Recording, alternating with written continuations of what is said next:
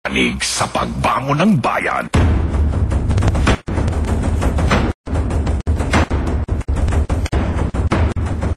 Maayong mga kapamilya, sa tuyo nga mapakilala sa publiko ang mga personalidad nga nagahandom nga magdumala sa Tonbanwa, ginunsar sa ABS-CBN Iloilo ang Sambuat 2013. Kag subungaga aton makaupo diri sa UPB Auditorium ang mga nagapadalag sa pagkaalkade diri sa siyudad sang Iloilo. Kagaton sila kilahon. Romel Inyon, publisher sa isa ka lokal nga pamantalaan, negosyante, tubtub nga nagdesider nga magsulod sa politika. This time, tuwa nga ginapakilala ang nagaisanon nato nga bisita sa Bungaga. Unfortunately, Mayor Jed Mabilog wala nakaabot despite sa mga imbitasyon kag mensahe nga ipalabot sa iya. Aton bisita sa Bungaga, ang kandidato sang Partido United Nationalist Alliance kag posisyon diri sa siyudad sang Iloilo, Mr. Romel Inyon. Sir, mayong aga. Mayong aga. Sir, I will take this opportunity before ko pakilala ton sini mga panelista nga magabuy sang una nga pamangkot sa imo. Mr. Inyon, nga ikaw gid kag hindi ang imo kasumpong ang dapat butuhon sa taga-siyudad sang Iloilo. Because I care for the people, especially the poor. I think government should be people-centered, no? Not politician-centered. Because right now, the way things are in our city, ang nagabenepisyo diri sa atong syudad subong ang mga politiko lang kag mga negosyante nga malapit sila. Ang aton mga pumuluyo kaluluoy lang. They are languishing in poverty, illiteracy, disease, homelessness, and hopelessness. I think we should care more for our people instead of focusing on projects that only benefit the politicians and the rich businessmen close to them. Alright. Binamano pala ang mga pamangkot banwa. This time, aton pakilala aton sila yung mga panelista sa Bungaga. We have here Mr. Inayan from PPCRB, sir. Kag Mr. Chris Montaño sang Civil Society Group. Sila mag-upod sa aton sa paghaboy sa mga pamangkot sa aton sila yung mga bisita. This time, Mr. Inayan, tagaan ka sa tsansa sa paghaboy sa una sila ng pamangkot. Go ahead, sir. Yes, mayong aga sa aton mga televiewers sa Sambuat 2013. Ang pamangkot, Mr. Inyon, ano gid ang nagtulod sa imo sa pagpadlagan bilang alkalde sang syudad sang Iloilo? Kag ano ang imo nga vision para sa Iloilo kung ikaw pagapilian bilang isa ka alkalde? 1 minute, sir. It's my commitment, no, to what made me run for political office. It's my commitment to run against Mabilog if there's nobody else would, no? Kay subong sini do nahadlok din sila magbato sini kay sa political establishment. But you see, we all have to stand up against corruption, no? Which is the root of all our problems. Taxes are so high because of corruption. There's no free education because of corruption. And there's no free hospitalization for the poor because of corruption. And we are all drowned in a 1.2 billion debt that we can never pay for the next 25 years because of corruption. Half of this amount went to the pockets of thieves. I think we need to fight for justice in this city. And that is the reason why I'm running for political office. And once I win these elections, I will fight for eradicating corruption, which I hope will be our passport to genuine progress and sustainable economic growth. Alright. Madamang salamat, Mr. Inyon. Kag another question sa aton sining mga panelista. Mr. Montaño, sir. Go ahead. Mayong aga sa aton kandidato for City Mayor sa kay Mr. Romel Inyon. Nagahilapit na ang eleksyon kag pila na gid lang ka adlaw, no? Pila na gid lang katulog kag magakadto na kita sa polling precincts agon to maghaboy sa aton nga boto sa nahamut-an naton nga kandidato. Kag madamo na nga mga sugilano ng aton nga nabatian batok sa isa kag isa. Ano karon ang aton nga maekspektar sa kampanya ni Mr. Inyon? How will you ensure nga ikaw amo ang pagapilion sang mga pumuluyo nga pagadalon bilang masunod nga mayor sa Sida Iloilo kung ugyunan ikaw sang swerte kag sang panahon? Go ahead, sir. There's nothing I can do to ensure victory. No?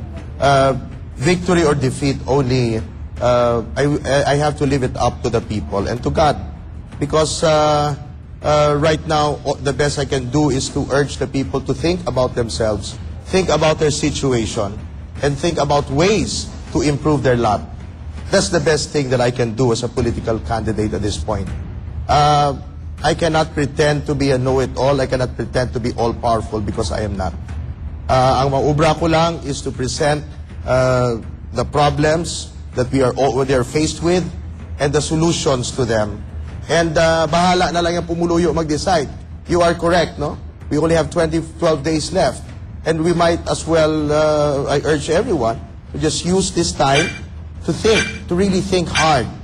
Kung ano gid bala ang para sa kayuhan naton, o para sa damlag naton, kag sa aton nga pinalangga ka syudad sa Iloilo. Alright, matamang salamat Mr. Inyon. Ang dugang sining nga mga pamangkot sa panilista, kag subong man ang pamangkot sa mga pumuloy sa syudad, ang pagasabton sa atong bisita sa pagbalik sa Sambua 2013.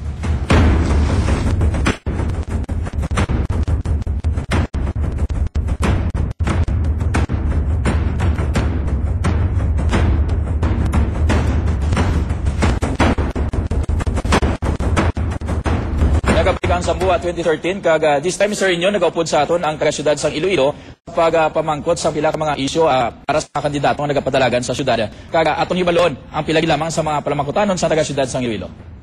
Ani nga kung sino ang madawag sa ila ng mga profesional nga dugay na gani nakatapos pero wala gyapon trabaho hasta subong.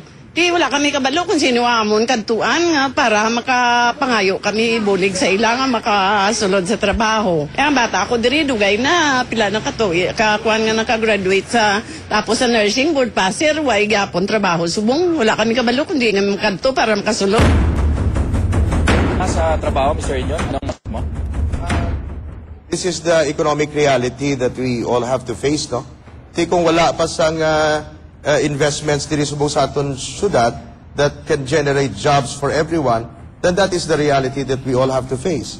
But the best thing that we can do once we win these elections is to create an economic environment conducive to more investments, because that is the only way to generate more jobs for the people.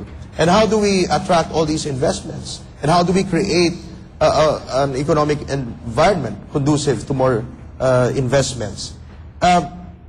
Number one is to eradicate again, as I said time and time again, corruption. Because that is the only way that drive taxes so high. That is the only way that drive our electricity rates so high. And that is also the reason why there's a lack of water supply here in the city.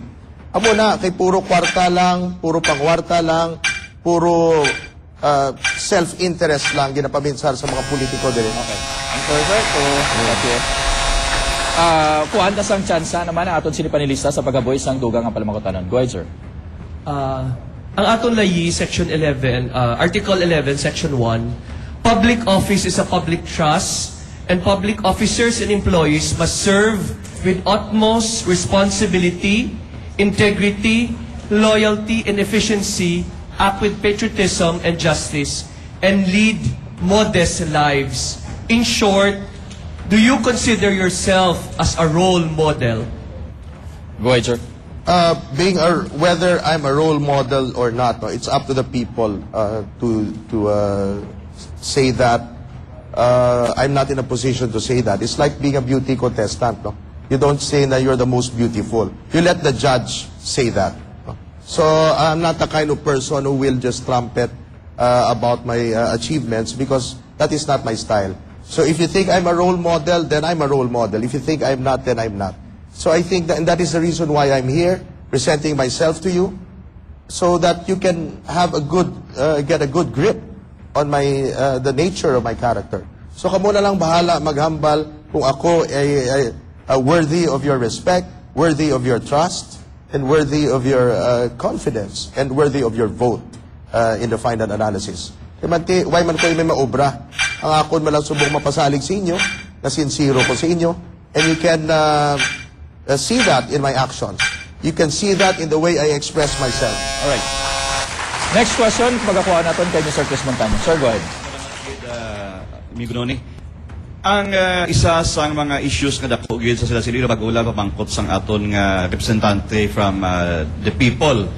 Duha pa kadalagko gyud nga mga concerns ang ginapakho sa aton sini nga mga pumuluyo, kagamoy na ang kakulangan sang tubig kag kamalahalon sang kuryente that drives investments away, and that is a threat to the security of our people, no? Aning tubig nga dapat potable ano karon ang aton maekspektar o sa aton mga pumuluyo kung ikaw magadaog nga mayor, may mga solusyon ka bala sa problema sang mataas nga kuryente kag kakulangan sang tubig diri sa siyudad sang Iloilo? Okay, 1 minute, Mr. Inyon. As I said, no, I'm not omniscient. I don't know everything, no. So I'm not an expert in water and electricity, no. But this is one thing I can tell you all, no, as a journalist. As a journalist, I've realized that in the city, corruption again is the root of all this. Kaya manti, ang aton nga mga power distributors, may mga stake na da ang mga politiko diri sa syudad. And that is contributory to the rising power rates. Ang ato naman nga water supply, dugay na nasolve tani kung wala nagaulupas da ang mga tao nga may mga vested interest. If we can think more of the interest of the people, then we can solve this problem. We can lower electricity rates and we can stabilize our water supply in the city. Ang problema kaysa kung puro lang sarili naton ang ginapabinsar ng mga politiko, amo na ang problema, the root of all our problem. That is why we have to fight for change in our political culture. Alright. Ang dugang sininga mga pamangkot ang pag-asabton sa atong bisita sa pagbalik sa Sambua 2013.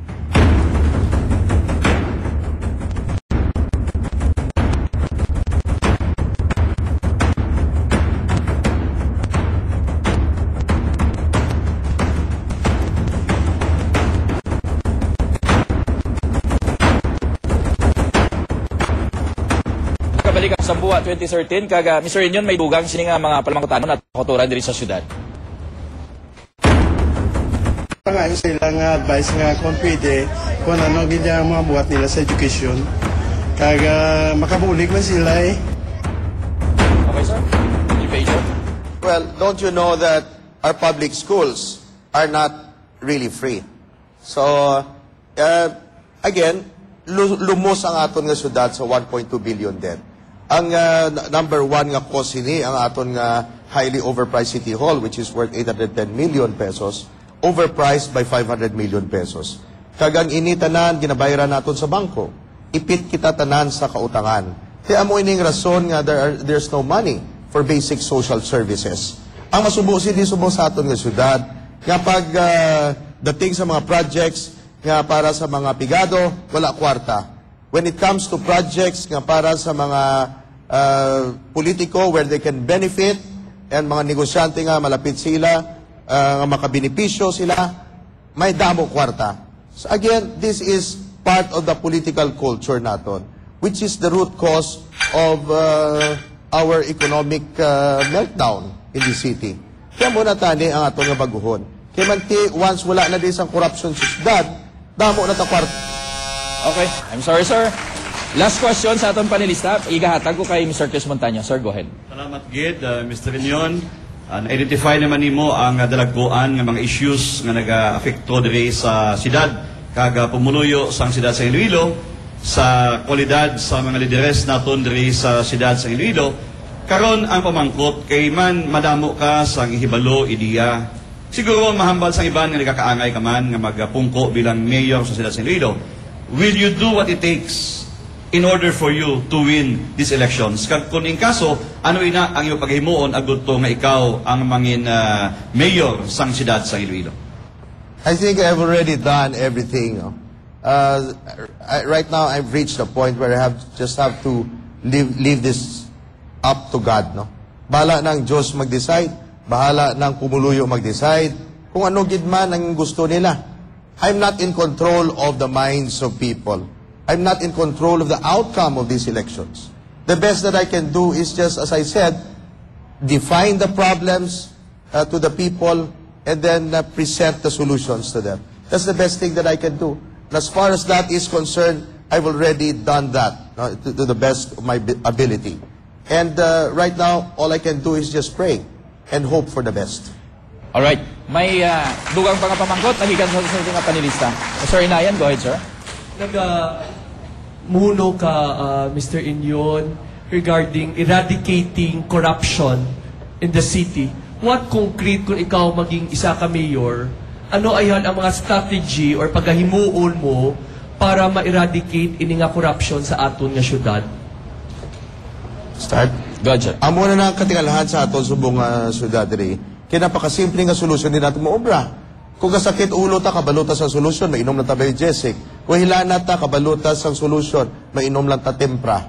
Tinga pag abot yan sa korupsyon, why natakabalos ang solusyon, nakasimple man lang sa solusyon. Ang solusyon is no-nonsense transparency. Once I am mayor of this city, then I will, with my own money, I will build a digital billboard in downtown area where everybody can see all the money that's coming in and coming out of the city hall. Tanan nga public biddings will be subjected to full media coverage. Ang ato nga Public Information Office, makita nyo dira, ang tanan nga resibo, kung tanan mga presyo, sang tanan nga mga materyales nga ginagamit sa tanan nga government projects. No nonsense transparency. That's all we need to eradicate corruption. Kaya magti, ang mga tao, mga makawat, na hadlok ina sa masanag. So, if we kumasanag ini, tanan, everything is transparent, then thieves will take wings and fly away. Alright. I'm sorry, sir, but ginakulabos sa kita sang tinion. But before takatagahan sa tsansa para sa imo sini nga parting statement, pasalamatan ko lang atong panelista, Mr. Inayan, sang PPCRB, kag Mr. Chris Montaño, sang Civil Society Groups. Sir, 1 minute para sa imo sini nga parting words. Go ahead. I urge everyone, all Ilonggos out there, to use this time to think, no? Paminsan na lang kamo maayo kung anong para sa kayuhan nyo, kung anong para sa boss damlag ninyo. Kaya manti, after all, this campaign is about you. This campaign is for you. Hindi niya para kay Romel Inyon. Hindi niya para sa mga politiko. Para ini sa inyo tanan. Kaya kamo man nakabalo kung ano ang para sa kayuhan nyo. I don't think I need to teach you what to choose. Kamo na lang bahala. Tanan naman na present sa inyo. And I hope on May 13, 2013, you will vote for what is best for you and for Iloilo City. Alright. Madamang salamat, Mr. Romel Inyon, nagapadalagan sa pagka-alkalde diri sa siyudad sang Iloilo. Banwa sa liwat, kilalaon sang husto inyong mga kandidato. Ibalo na ilang mga plataforma di gobyerno. Ako si Noni Basco, kaginang Sambuwa 2013. Hello, sir.